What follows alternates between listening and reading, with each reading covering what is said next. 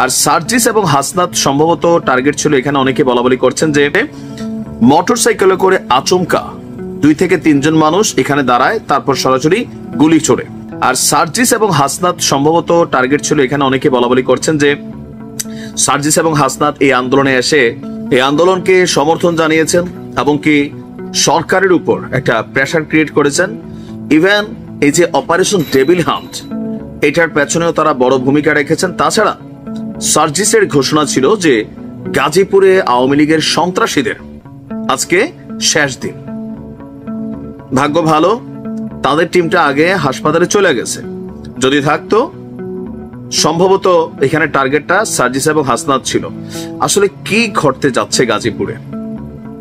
ফেসবুকে 2টা পক্ষ ভাগাভাগি হয়ে গেছে। যারা আওয়ামী লীগের নেতাকর্মী আছেন সবাই গাজীপুরের আওয়ামী লীগের পক্ষে অবস্থান নিয়েছেন। ইভেন এখানে বৈষম্য বিরোধীদের বিপক্ষে তারা ফেসবুকে শক্ত অবস্থান প্রকাশ করছে। অপরদিকে যারা ছাত্র জনতা আছেন বা অন্যান্য পলিটিক্যাল দলগুলো আছেন, অন্যান্য দিকে তাদের মধ্যে যতই বিভাজন থাকুক, বাট যেখানে আওয়ামী লীগের ইস্যু সেখানে কিন্তু তারা সবাই একত্রিত। দেখা যাক রাতভর কি ঘটে। অলরেডি যৌথ বাহিনী বের হয়ে গেছে। চমকা 2 থেকে 3 জন মানুষ এখানে দাঁড়ায়, তারপর সরাসরি গুলি ছোড়ে। আর এই গুলিটা মুবাশশির হোসেনের ঠিক হাতের এখানে আপনার লেগে বের হয়ে গেছে। ঘটনার পরপরই আপনার স্বাভাবিকভাবে ওই এলাকায় এই মুহূর্তে চাঞ্চল্যকর একটা অবস্থান তৈরি হয়েছে। মুবাশশির হোসেন তিনি গণমাধ্যমকে বলছেন যে গাজীপুরে আজকে তাদের যে প্রতিবাদ এবং বিক্ষোভ কর্মসূচি ছিল, সেই বিক্ষোভ কর্মসূচির সমাপ্তের পর তারা আহত ছাত্রদের দেখতে যাওয়ার প্রস্তুতি নিচ্ছিলেন। অল্পের জন্য যেখানে সার্জিস এবং হাসনাত সম্ভবত তারাই টার্গেট ছিল, তারা কিন্তু হাসপাতালে গেছেন যারা আহত হয়েছে তাদেরকে দেখার জন্য, বৈষম্য বিরোধী ছাত্র আন্দোলনের যারা আহত হয়েছেন। তো সার্জিস এবং হাসনাত যাওয়ার পর তাদের আরেকটা টিম বৈষম্য বিরোধী ছাত্র আন্দোলনের যারা কর্মী সমর্থক আছেন তারা যাওয়ার প্রস্তুতি নিচ্ছিলেন। ওই প্রস্তুতির প্রাককালে এসে এই গুলি ছোড়া হয়েছে। মুবাশশির হোসেনের বক্তব্য, তিনি সহ তার সতীর্থরা গাজীপুর জেলা প্রশাসকের কার্যালয়ের সামনে অবস্থানরত অবস্থায় হঠাৎ করেই একটা মোটরসাইকেল আসলো, তারপর গুলির ঘটনা ঘটে গেল। তো তিনি এখন হাসপাতালে যান নাই। তার বক্তব্য হচ্ছে যে ব্যক্তিগতভাবে এখন তিনি নিরাপত্তাহীনতায় ভুগছেন। গাজীপুরের পুলিশ সুপারকে তিনি এই বিষয়ে অবহিত করছেন। পুলিশ এলে তাজউদ্দিন আহমেদ মেডিকেল কলেজে তিনি চিকিৎসা নিতে যাবেন। এখন আজকে অপারেশন ডেভিল হান্ট নামক যেই কর্মসূচি ঘোষণা করা হয়েছে, মাত্র কিছুক্ষণ পরেই আপনার এই ঘটনাটা ঘটে গেল। এখন এই ঘটনা কারা ঘটিয়েছে এটা কিন্তু চেনার সুযোগ ছিল না, কারণ যারাই এই ঘটনা ঘটিয়েছে মাথাতে হেলমেট পরিহিত ছিল, যার কারণে তাদেরকে আইডেন্টিফাই করা যায়নি। ঘটনা ঘটে ঘটনাস্থল থেকে তারা ত্যাগ করে চলে গেছেন। আর ঘটনার আকস্মিকতা এখানে তাদেরকে যে আটকাবে অথবা কোনো কিছু করবে সেটারও কিন্তু সুযোগ হয়নি। জেলকে গুলি করে সেখান থেকে পালাইও গেছে। এর পরপরই আমাদের পুলিশ, বিজিবি, র্যাব, সেনাবাহিনী যৌথ অভিযান শুরু করেছেন। আমি যখন নিউজটি করছি এই মুহূর্ত পর্যন্ত 16 উইকেটের পতন হয়েছে। না, মারা যায় নাই, কারণ এই মুহূর্তে সেনাবাহিনী, পুলিশ, বিজিবি, র্যাব তারা কিন্তু বিচার বহির্ভূত কোনো হত্যাকাণ্ড ঘটানোর সুযোগ নেই। শান্তিতে নোবেল প্রাপ্ত ডক্টর ইউনূস অশান্তির কারণ হয়ে যাবে যদি এরকম ঘটে। যাই হোক, 16 জনকে গ্রেপ্তার করা হয়েছে। কোন 16 জন? গতকালকে যারা ম্যাটিকুলাসলি প্ল্যান করে বৈষম্য বিরোধী শিক্ষার্থীরা যখন মুক্তিযোদ্ধা মন্ত্রীর বাড়িতে গিয়ে ভাঙচুর চালালো, ওই যে মাইকে ঘোষণা দিয়ে যারা লোকাল পিপল, আওয়ামী লীগ সমর্থিত বা এলাকার মানুষ লাঠি সোটা দেশীয় অস্ত্র নিয়ে যারা ঝাঁপাইয়া পড়া এই ছাত্রগুলারে নির্মম ভাবে পিটাইছে, মৃত্যুর সাথে পাঞ্জা লড়ছে, তো তাদের উপর যারা হাত তুলছে এদের অনেকেরই চেহারা, নাম, পরিচয় ওইখান থেকে আপনার প্রকাশ হয়েছে বা তারা দিছে। এরপরে অভিযান চলছে। গাজীপুরের ধীরাশ্রম এলাকায় শিক্ষার্থীদের উপর হামলার ঘটনায় এই নিউজটা করা পর্যন্ত 16 জন গ্রেপ্তার। এছাড়া ঘটনাস্থলে পুলিশ আপনার বিভিন্ন জায়গায় এই মুহূর্তে আর অভিযান চালাচ্ছে। এর মাঝখানে আরো একটা বড় বিষয় হচ্ছে কি, সিনেমাটিক স্টাইলে সার্জিস যেমন বলছিল পুলিশ কেন পরে আসে, তাও তো আসে, অনেক জায়গায় তো যাই না। এই যে বাংলাদেশের বিভিন্ন জায়গায় যে মব গুলা হয়ে গেল গত 2-3 দিন, পুলিশ গেছে, যায় নাই, তারপরে এখানে আসছে। কিন্তু যেহেতু এখন সার্জিস বলতেছে কেন পরে আসছে, স্থানীয় যিনি গাজীপুর মেট্রোপলিটন পুলিশের সদর থানার ভারপ্রাপ্ত কর্মকর্তা ছিলেন এই বেচারার মাঝখান থেকে কপাল পড়ছে। কারণ বাংলাদেশের কোন জায়গায় এরকম মবের মধ্যে পুলিশ সেনাবাহিনী পর্যন্ত যায় নাই, তাই না?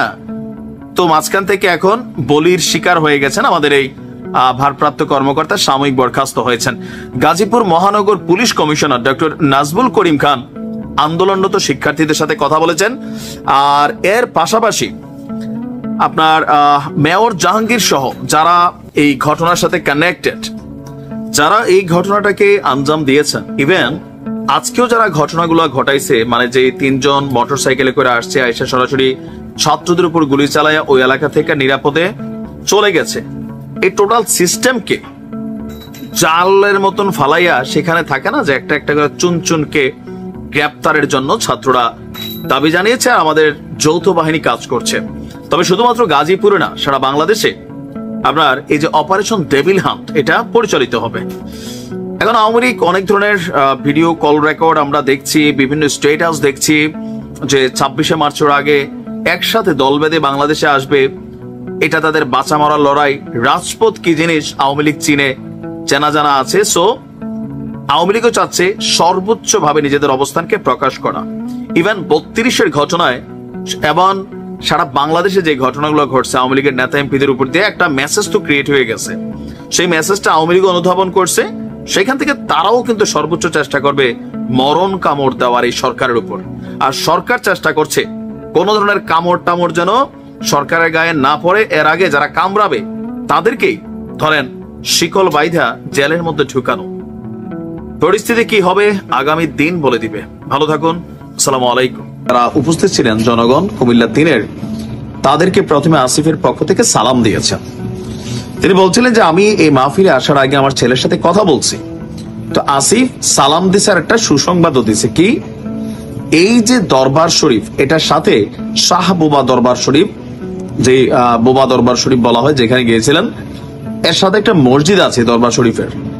সেই মসজিদের জন্য আসিফ 10 লক্ষ টাকা অনুদান দেওয়ার ঘোষণা দিয়েছে। মসজিদ কমিটি এই টাকা দিয়ে মসজিদটির উন্নয়ন করবে। খুবই সুন্দর সিদ্ধান্ত। ইভেন কুমিল্লা 3 থেকে যদি এই এলাকার জনগণ সমর্থন করে, তাহলে উপদেষ্টা আসিফ তিনি নির্বাচন করবেন। কথাগুলো কিন্তু ভেজাল্লা কথা না, কিন্তু ভেজালটা লাগছে কোথায়? আসিফ তো রাইট নাও উপদেষ্টা হিসেবে আছেন, তো যদি তাকে নির্বাচন করতে হয়, যে দল তৈরি হচ্ছে ছাত্রদের, তাকে পদত্যাগ করতে হবে। গেল 2 সপ্তাহ আগে একবার এই নিউজটা আসছিল যে উপদেষ্টা আসিফ এবং নাহিদ আমার দেশ পত্রিকায় যে তারা পদত্যাগ করবে 2 জন ধাপে ধাপে, নির্বাচন কাছাকাছি ঘনায় আসলে তারা পদত্যাগ করবে, ওই সময়টা কিন্তু সরকারে থাকবে। তখন এটা নিয়ে কিন্তু নাহিদ অস্বীকার করছিল এবং আসিফের ইস্যুতেও বলছিল যে এরকম তাদের কোনো পরিকল্পনা নেই, তবে কখনো যদি হয় সেটা দেখা যাবে, তারা পদত্যাগ কইরাই রাজনৈতিক দলে যাবে, যাইতে পারে। এখন এই নিউজটা আসার পরে অনেকেই কমেন্টে যেটা প্রশ্ন করছেন, উপদেষ্টা আসিফ এই যে স্থানীয় জনগণকে বা এই মসজিদের জন্য 10 লক্ষ টাকা অনুদান দিবেন, এই 10 লক্ষ টাকা কার? এটা কি আসিফের নিজের ইনকামের টাকা, নাকি আসিফের বাবার পৈতৃকের সম্পত্তির টাকা, নাকি সরকারের মসজিদ এবং মাদ্রাসার জন্য যে অনুদানের ফান্ড থাকে সেইখান থেকে দেওয়া টাকা? যদি আসিফের ব্যক্তিগত টাকা হয়, অনেকেই প্রশ্ন তুলছেন ভাই 6 মাস হয়েছে, 6 মাসে আসিফ কত টাকা বেতন পাইছে? আসিফের যে লাইফস্টাইল, সেই লাইফস্টাইলে এত খরচ টরচ করে এই 10 লক্ষ টাকা দেওয়ার মতো টাকা তার কাছে আসিল? আবার কেউ প্রশ্ন করছেন যে আসিফের পারিবারিক যে অবস্থান, সেখান থেকে এর আগে কখনো এত বড় অনুদান সে কোথাও দেয়নি বা তার পরিবার দেয়নি। এটা নিয়েও আলোচনা আছে। সরকারি এই পদকে ব্যবহার করে তিনি একটা বিশেষ বাজেট তার নির্বাচনী এলাকায় একটা মসজিদের জন্য দিচ্ছেন, জনগণের কাছে একটা পজিটিভ ভাইব তৈরির জন্য, যেটা নির্বাচন কেন্দ্রিক। আর এতেই যারা বিএনপির সমর্থক আছেন অথবা অন্যান্য নেটিজেনরা আছেন, তারা কিন্তু সবাই আলোচনা সমালোচনা করেছে। এখন আসিফের বাবার যে বক্তব্যটা, একজন বাবা হিসাবে তিনি যথেষ্ট গর্বিত, কারণ তার ছেলে একজন এত বড় মন্ত্রণালয়ে আছে, একটা সাধারণ ফ্যামিলি থেকে উঠে গিয়া রাতারাতি একটা ভাগ্যের চাকা, মানে আলাউদ্দিনের চেরাগের মতন বদলাই গেছে। স্বাভাবিকভাবে একজন সাধারণ কৃষক বাবা, হয়তোবা আমি জানি না তার বাবা কি করে, তাই একজন পিতার জন্য এর চেয়ে গর্বের কিন্তু কিছু নাই। থাকে না আমাদের বাবারা দরিদ্র শ্রেণী, আমরা একটা লেভেল থেকে বড় হয়েছি, হঠাৎ করে আমাদের একটা আমেরিকার ভিসা হলেই তো ধরেন এলাকার মধ্যে একটা ভাব চলে আসে, ছেলে একটা পুলিশের চাকরি পেলে ভাব চলে আসে, সেই জায়গায় ছেলে এখন মন্ত্রীর পদমর্যাদায় আছে। মানে এমন সিচুয়েশনে স্বাভাবিক খুশিতে আত্মরা বাবা। তবে ওনার এই বক্তব্যটা, সহজ সরল বক্তব্যটা পলিটিক্যালি আসিফের জন্য কিন্তু নেগেটিভ হয়ে গেছে। যে বিএনপি বারবার বলছিল যে সরকারি থেকে একটা কিংস পার্টি তৈরির জন্য ডক্টর ইউনূস যে পরিকল্পনা করছেন, এটার ফসলটা আস্তে আস্তে মাঠে আসতে যাচ্ছে। আর এই ধরনের দল যদি করা হয়, এটা বিএনপি মানবে না। এখন আসিফের বাবার এই বক্তব্যে যে জিনিসগুলো আসছে, একজন বাবা হিসাবে গর্বের সহিত বলছেন ঠিকই, কিন্তু পলিটিক্যালি এই বক্তব্যটা তো অনেকগুলো জিনিস সামনে চলে আসছে যে তিনি তার পদকে ব্যবহার করছেন কিনা। কারণ এই 10 লক্ষ টাকা আসিফ কই থেকে দিবে, এটা নিয়ে একটা প্রশ্ন।